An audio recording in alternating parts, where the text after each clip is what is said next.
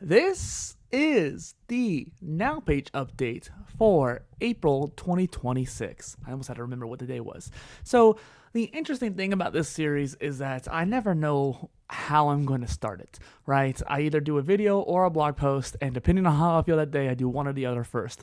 And so the second one's always usually a little bit more refined. And today I'm doing the video first just because recording seemed easier to my brain than trying to write out an idea. So the point of these series, though, is to give you an update as to what's happening in my life, professionally or personally. And I figured, this is actually a good time to do it. A couple of days ago, I actually wanted to do a vlog because there's so much things have been happening. So first and foremost, I have been feeling very stressed, mostly due to the whole geopolitical climate and the crazy things that are happening in the world. And yeah, I won't get into politics on this channel. Maybe I'll start a new channel just so I can get that off my chest. But the idea behind going to war with a country that wasn't actually a risk is kind of crazy to me. And also, I feel bad for the country too because they've been out of internet for the entire month that this war has happened, causing who knows what kind of horrors. Because when it happened earlier this year in January, 30 to 40,000 people died and hundreds of thousands of people were injured due to the regime tearing down their own citizens. And so with the war going on, we don't know what's going to happen. So I'm worried for the people there. But I digress. In my own life, I'm still looking for a day job. I sold my other light that I use for recording, but this one seems to be sufficient at illuminating the face. So at least I have one. And so it's interesting to me that even with something like this, I can still do my job well. And it makes me kind of think too, what else could I downsize or sell or something like that. I even put up my camera for sale because it's an expensive camera. I don't quite need the quality. I'm not actually going for 4K anyways. I've always just been doing 1080p, even with a 4K camera, just to save storage space. So I'm wondering if maybe if I were to get, I think it's not Insta360. There is a particular camera.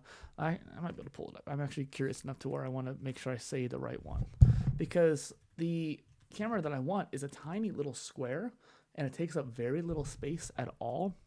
And so I wanted to.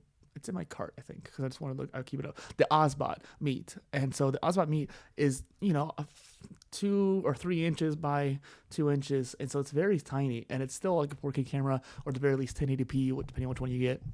And it's a high quality camera, and it's tiny. It'll be like 15% of the space that this camera is taking up. And I'm wanting to figure out ways to downsize so I can put things in these little containers. I actually have a little toiletry bag that's padded that I could put my mini computers into. And so I'm thinking about ways of downsizing. So I have a nice keyboard that I love, and I wanted this keyboard for years. It's the TKL one from Logitech. However, I got it for $40. It's a $200 keyboard, but there's a sticky key to it. It's micro USB. It's also slightly bigger than the one I had before, this is a copy of it. This one's USB-C at least, but has no software that could work because the software for Red Dragon just sucks. And so I was thinking okay, well, the old one works just fine. I had some issues with it, but I've had other issues with the Logitech one. So, it's par for the course with technology. My point is, this one's slightly smaller. It has a better cable port because I want to keep everything USB-C. I even updated my mouse to have USB-C instead of, there's a little attachment you can do. And so the reason why I'm doing that, though, is because it helps simplify and decrease the amount of cables you need to have.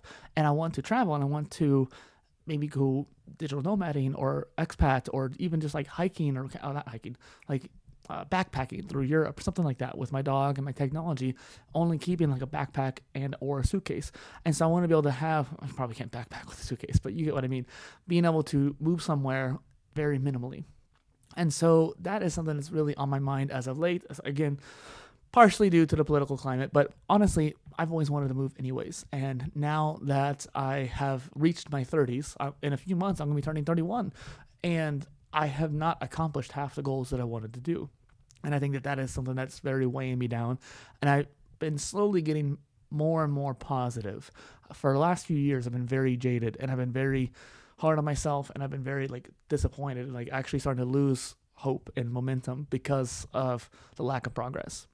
And I realized too, I know I hit a really low point at 28, and most people hit their low point when they hit 30. But I think I hit that I'm getting too old at 28. Then when I hit 30, I actually kind of felt a lot younger, and I started working out again too. So I felt a lot better, but I still feel now that I hit 30, I'm getting older, and it's kind of hard to cling on to that youth. But 30s are still really young, and there's still plenty of time to do the things I want to do. I just have to maybe delay the mindset a little bit. And I also try to remind myself that I was a very positive person for a lot of my 20s and just a lot of my life, despite anything that's happened to me, of course, over the course of my life. And I want to stay in that positive mindset. And like, I was thinking about this quote. I'm not even sure if it's a real quote by Abraham Lincoln anymore, but he said something about like, I destroy my enemies by making them my friend. And I've noticed that like, even with people who I care about or people I don't care about that much, I will be kind of just like too jaded and not really very positive around that person because they either did something wrong to me or they are not, they don't see the same things that I do or something like that. And this is like a normal process for everybody to go through. But I used to, change my perspective and be more positive and try to still be friendly with those people, if not friends with those people. And yet now I don't do that as much. I caught myself with that, and I'm trying to do that more. And that's not like I disagree with a lot of people, but my point is like I'm trying to be mindful. Or even just like if there's someone who cuts you off on the road, changing the frame of reference. Like, okay, they didn't just screw me over. They are probably trying to get to a place quickly for some reason. Maybe someone they know is in the hospital. Maybe someone they know is in the car and needs to go to the hospital. And even if you're not going towards the hospital and doesn't make any logical sense, just having that empathy is what's key. And I think that's what I was trying to do more of. So I can try to remember like, hey, not everyone that's out that gets you. It's just one of those things where people are in their own lives. They're absorbed in their own world. And you got to remember that and trying to be empathetic more. So with the whole traveling thing and the whole mindset and philosophy thing, those are some other aspects to my personal life. When it comes to professional, I've been doing karaoke now every week at one of the places in town, and I've been very happy about that. That's been fun. I actually went to one of the other karaoke bars last night for the first time in months because I just hadn't gone for a while. And that was a fun experience, so maybe I'll be able to go back there and maybe even like sub there again. But I need to find a day job or maybe do more content. Something I was very frustrated, and I talked about this, I think, on my creator channel, maybe on this channel too. But in the Q1 of this year, I had basically 3 things I needed to do, one of which I got done within the first 2 weeks, and that was plan the daily content on the calendar for the whole year. And ironically, this month, I was really bad about doing things every day, so I had to do some catch-up days, and there's a few days that are missing now on the calendar, and that really drove me batty, but I'm trying to forgive myself and get past that. But professionally, like, that is part of what I want to do. I want to get not just content every day for the sake of doing content every day, but content every day so I can get it out quicker and be more consistent with my series. And so the fact that I wasn't consistent with it, despite the fact I had planned to be so, was very frustrating to me. And a consistency layer directly impacts the income streams too, for multiple different reasons. And so the content output was something I really wanted to work on. And last year I did what I called a content blitz, and I talk more about this on the content creator channel. But the content blitz was kind of like a prologue last year. I was kind of just trying it out as an experiment. This year I was trying to execute on it a lot more effectively and do basically like 60 posts within a very short time span, multiple sprints in one go, essentially, like within a month or something like that. And because of that, that would get me, multiple months ahead on certain newsletters. It'd get me multiple months ahead on various blog posts or YouTube videos. And that way I could schedule them out and set them and forget them. That way I don't have to worry about making sure I get things done every week. And then whatever I do end up doing would be extra and help me grow. Now, I don't know if that's going to end up working out because I'm starting to lose a little bit more momentum with that. Today, I have this as like the main thing I need to do because I always do it on the first, but I have a whole list of like 10 posts that I have been slowly collecting over the last couple of weeks because I haven't been putting out as much. And this is what happened back in the day with Notion too.